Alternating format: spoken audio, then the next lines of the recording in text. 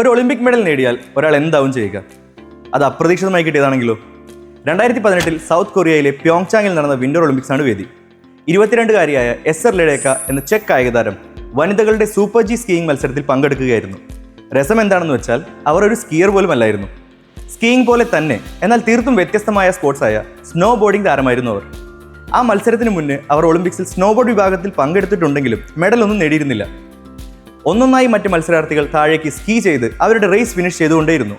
കൂട്ടത്തിൽ എല്ലാവരും നോക്കിക്കൊണ്ടിരുന്നത് അന്ന വെയ്ത്ത് എന്ന ഓസ്ട്രേലിയൻ താരത്തെയാണ്. 2014 നടന്ന ഒളിമ്പിക്സിൽ താരം ഗോൾഡ് നേടിയിരുന്നു. എല്ലാവരും ഇത്തവണയും അന്ന തന്നെ ഗോൾഡ് നേടും എന്ന വിശ്വാസത്തിലുമായിരുന്നു. അന്ന റേസ് കംപ്ലീറ്റ് ചെയ്തതും മറ്റുള്ളവരേക്കാൾ വേഗത്തിലായിരുന്നു. ലീഡർ ബോർഡിൽ 1ാമത്.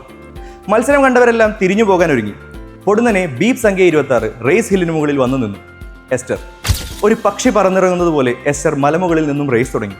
അടിയിലേക്കുള്ള പാതയിൽ ഒരിടത്ത് ഏകദേശം 100 km/h ആയിരുന്നു വേഗത. എസ്റ്ററിന് പക്ഷേ ഇതൊന്നും അറിയില്ലായിരുന്നു. അവർ ഒരു അരുവിയെ പോലെ ഒഴുകി നീങ്ങി തൻ്റെ റേസ് ഫിനിഷ് ചെയ്തു. റേസ് കഴിഞ്ഞ് എന്താണ് നടന്നതെന്ന് നോക്കുന്ന എസ്റ്ററിൻ്റെ അടുത്തേക്ക് ഒരു ക്യാമറമാൻ ഓടിയെടുത്തു.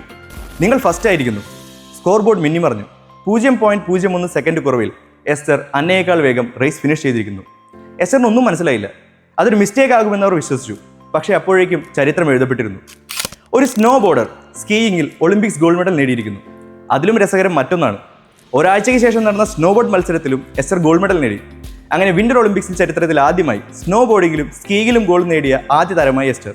കൂടാതെ വിന്റർ ഒളിമ്പിക്സിൽ ഒരേ വർഷം 2 വ്യത്യസ്ത മത്സര ഇനങ്ങളിൽ ഗോൾഡ് മെഡൽ നേടുന്ന താരം എന്ന റെക്കോർഡ് കൂടെ നേടി.